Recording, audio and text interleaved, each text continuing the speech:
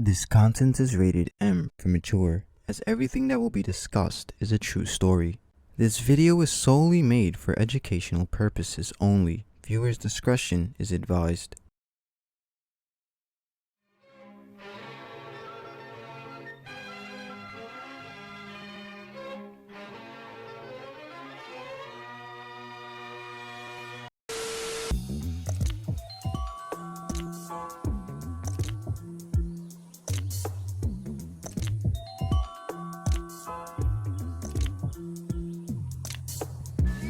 The Japanese people rebuilt their cities after the war and expanded their industry. Many changes were made in their attitudes and in their way of life.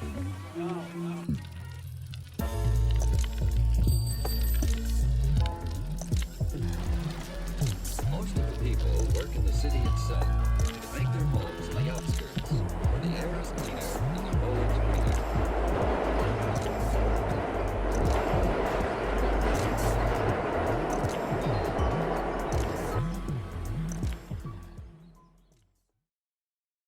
The early 60s and 70s were undoubtedly Japan's most transitional moment in history. With nearly a decade after allying with the United States of America, Japan unfortunately suffered from severe inflation due to the Nixon and the oil shock. In 1977, a woman would conceive her third child, naming her Junko Furuta. Being born relatively close to Tokyo, Junko was born and raised in Saitama, along with their two other brothers. As years went by, Junko would grow into a responsible young woman, acquiring a part-time job working in a factory while still managing to attend high school. Junko would usually ride her bicycle to work, which took up to 30 minutes from the factory to her house. She had planned to save all her earnings once she graduated to travel as a celebration with her friends. Junko was well respected and admired by her peers, as she usually achieved high grades with very little absences. One day, a boy by the name of Miyano would proclaim his love for Junko, expressing having a crush on her for some time now. Miyano was rejected, as everyone else. Junko wasn't interested in a relationship, she was more interested in her education. On November 25, 1988, at approximately 8:30 p.m., after finishing her afternoon classes, Junko began making her way to her bicycle in order to start heading towards work. When she arrived, abruptly she was kicked off her bicycle by an unknown boy to whom she had never seen before. The boy started bullying Junko, to which she then got up and proceeded to run away.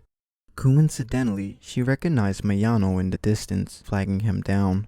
Miyano managed to scare off the attackers and insisted driving Junko to a safer location. Relieved after being saved, Junko was then brought to a warehouse, where she then came face to face with her savior. Miyano started to physically attack Junko into submission, while threatening to kill her family. This would prove plausible, as Miyano was said to be a low-level Yakuza gang member, a notorious crime organization known by many in the area. After hours of beating and torment, Miyano then proceeded to rape Junko. No one to hear her scream, as the warehouse was in a desolate location. After Miyano had finished, he then took her to a hotel nearby, where she then would be raped again. Miyano would then get on the phone with a friend bragging about raping the one and only Junko. It was then a voice can be heard saying, "Do not return the girl." The next morning, around 3 a.m., Miyano then forced Junko into the car, where he would then meet up with 3 other boys, Minato, Ogaru, and Yasushi. Junko noticed that one of the boys was the same one who kicked her off the bicycle earlier. It was then she realized she were being deceived from the very start. The 4 then went into Minato's house, where he forced Junko to pretend to be his girlfriend. Minato's parents didn't care too much, as it has been rumored they were afraid of Miyano for being a Yakuza member. When the boys had found out Junko's parents reported her missing, they forced Junko to call her parents, claiming she ran away to a friend's house and not to worry. They said if she didn't comply, Junko's family would be killed. In fear of her family's lives, she unwillingly complied. It was then and there Junko would be held captive for 44 days. The first few days, Junko was raped a dozen more times. She was forced to perform sexual acts in front of all the boys, such as strip-teasing and inserting numerous objects into her vagina and anus. She was burned with lit cigarettes, candles, and a lighter. Junko was starved severely as she was only given roaches to eat and urine to drink. The next 10 days, Junko's abuse would only get worse and worse. The abuse started with dumbbells being dropped on her stomach. She would be hanged from the ceiling and used as a punching bag. As a result of all this damage, Junko's kidneys were unable to work properly. She regurgitated anything she ate due to her stomach's condition. One day, Junko managed to gather the strength to try and escape, to which she was unsuccessful. As a form of punishment, Junko's feet and legs would be doused in flammable liquid and set ablaze. She was unable to walk properly after this. The next 10 days, Junko would be beaten on multiple occasions with a bamboo stick, golf clubs, and an iron rod. She'd have her hands crushed from weights and be forced to sleep outside in the wintertime when temperatures range from 20 to 40 degrees Fahrenheit. The sexual acts inflicted only grew more violent. The boys began putting firework in her anus and igniting it, as well as inserting lit cigarettes and grilling skewers, which caused Junko to bleed internally. Nearly 27 days had passed since her initial abduction. One day, Junko managed to reach a telephone in Minato's house. Before she could even dial a number, the phone call was abruptly interrupted. The boys had caught her and decided to punish Junko for trying to escape once again. Junko would be doused with lighter fluid and set on fire.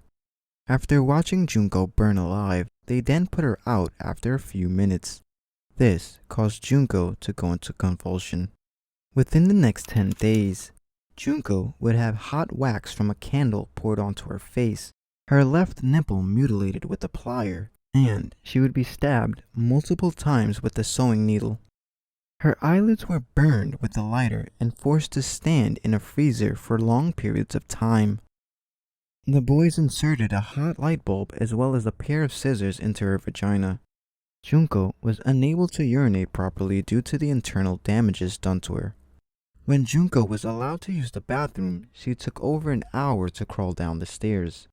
As a result of being severely starved and malnourished, Junko's body weight went from 110 pounds to 65 pounds.